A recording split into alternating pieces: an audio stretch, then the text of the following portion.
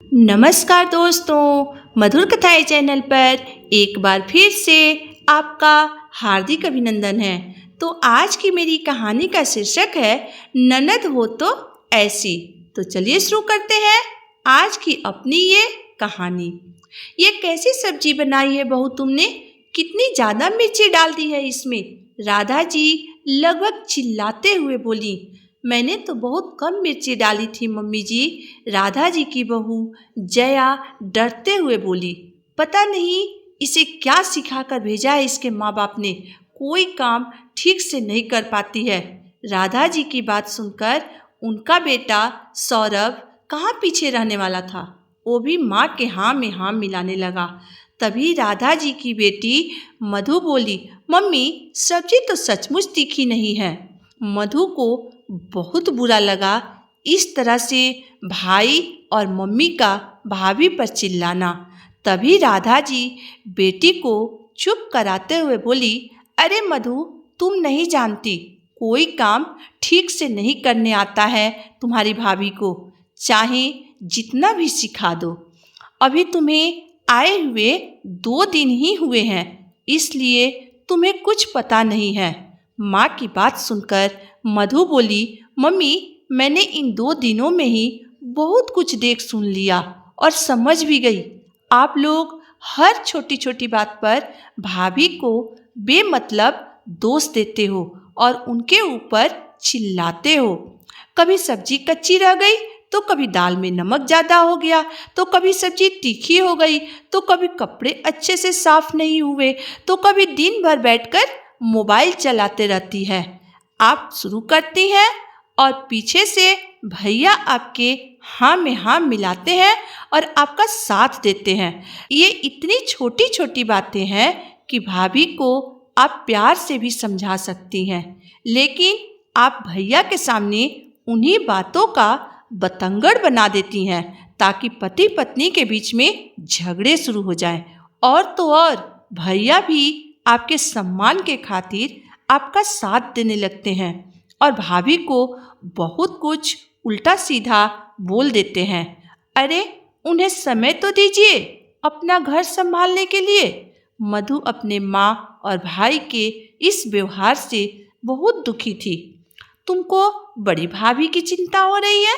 राधा जी ने बेटी को ताना मारते हुए कहा। राधा जी की बात सुनकर मधु ने कहा, क्यों न हो मम्मी, आखिर मैं भी तो किसी के घर की बहू हूँ और आपकी बेटी। मुझको तो आप कभी नहीं डांटती थी, बल्कि यही कहती थी कि धीरे धीरे सब सीख जाओगी।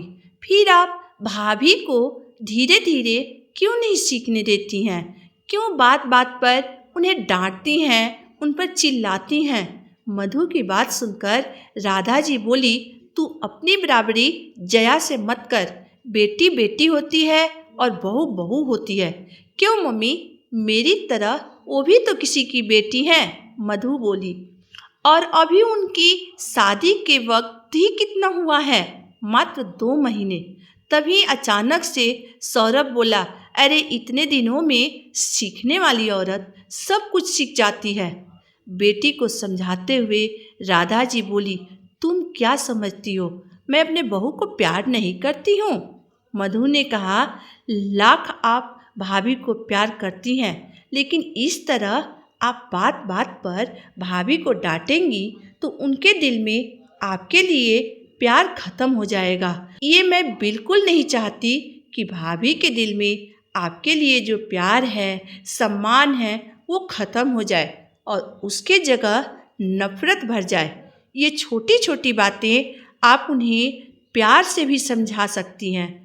आपको पता है मम्मी, जब मैं शादी के बाद पहली बार अपनी ससुराल गई थी तो मेरी सास मुझे सारे काम बड़े प्यार से सिखाती थी, लेकिन उन्होंने कभी भी आपको या पापा को दोषी नहीं ठहराया, बल्कि वो हमेशा यही कहती थी कि आजकल के बच्चे पढ़ाई लिखाई के कारण घर के कामकाज में पिछड़ जाते हैं और आप तो भाभी के मम्मी पापा को कोसने से पीछे नहीं हटती हो। आप ही जरा सोचिए, अगर मेरी सास भी आप लोगों के बारे में यही सब का बोलती कि माँ बाप ने क्या सिखाया, मायके से क्या सीख कर आई हो, तो आपको या फिर मुझे कैसा लगता। और हाँ, आपके इस तरह से डांटने की वजह से भाभी और कोई काम जल्दी से नहीं सीख पाएंगी, क्योंकि उनके मन में हर समय डर बना रहेगा कि कहीं कोई गलती ना हो जाए। मम्मी, मुझको तो लगता है आपके अंदर सास वाले वो सारे गुण आ गए हैं। भाई के शादी के वक्त मधु ज़्यादा दिन नहीं रुक पाई थी, इसलिए अब वह भाभी के साथ कुछ दिन रहने के लिए मायके आई थी। लेकिन अपनी भाभी की ऐसी स्थिति देखकर उसे बहुत बुरा लगा, इसलिए उसने अपनी माँ को प्यार से समझाते हुए कहा, मेरी प्यारी मम्मी, आप फिर से मेरी पहली वाली मम्मी बन जाइए ना। मेरी तरह आप भाभी को भी प्यार करिए ना, एक अच्छी माँ बनकर। बेटी की बात सुनकर राधा जी की आंखों में आंसू भर आए और उन्होंने बेटी को गले लगाते हुए कहा, अच्छा किया बेटा, तुमने मेरी आंखें खोल दी। मैं सचमुच कुछ लोगों के बहकावे में आकर सास बन बैठी थी, परंतु अब मैं तुम्हारी तरह जया की भी माँ बनने की कोशिश करूँगी। राधा जी को सचमुच अपनी सोच पर पछतावा हो रहा था। तो दोस्तों, आज की मेरी कहानी यहीं तक थी। दोस्तों, बेटियां घर जोड़ने के लिए होती हैं, घर तोड़ने के लिए नहीं। कभी ननद बनकर तो कभी भाभी बनकर घर को जोड़ने की कोशिश करती हैं, चाहे इसके लिए उन्हें सास को समझानी पड़े या फिर माँ से लड़नी पड़े। इसमें आपकी राय क्या है? अगर आपको मेरी कहानी पसंद आई हो तो मेरे वीडियो को लाइक कर दीजिएगा, चैनल को सब्सक्राइब कर दीजिएगा। तो आज के लिए बस इतना ही।